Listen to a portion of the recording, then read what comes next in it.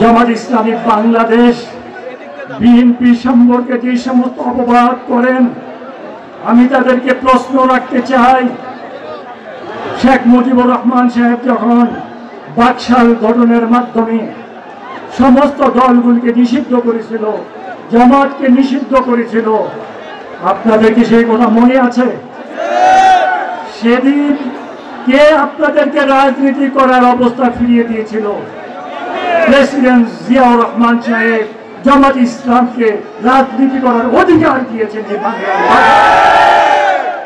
তারা তো বিএনপি সম্পর্কে কটাক্ষ করতে পারে না, মুনাফিকি করা উচিত নয়।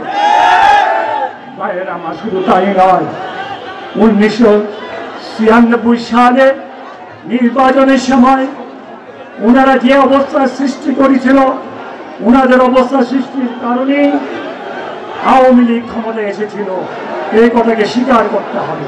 2001 সালে আমাদের নেত্রী ম্যাডাম জিয়া জোট গঠনের মাধ্যমে ওনাদেরকে আমাদের সাথে আনলো, ইসলামী ঐক্য জোটকে আমাদের সাথে আনলো।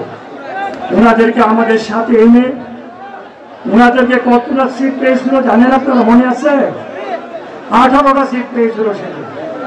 ওনারা কি জীবনে কোনোদিন 18টা সিট পাইছে? কোনোদিন পায় নাই।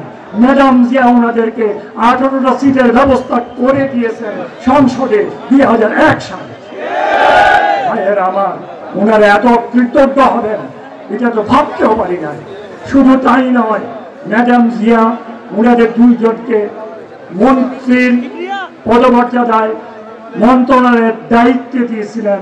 সেই দায়িত্ব পেয়ে ওনারা 5 বছর জামাত ইসলামকে সংগঠিত করেছে। জামাত ইসলামকে যা করার, যা প্রয়োজন তাই করেছেন এবং সংগঠিত করেছেন।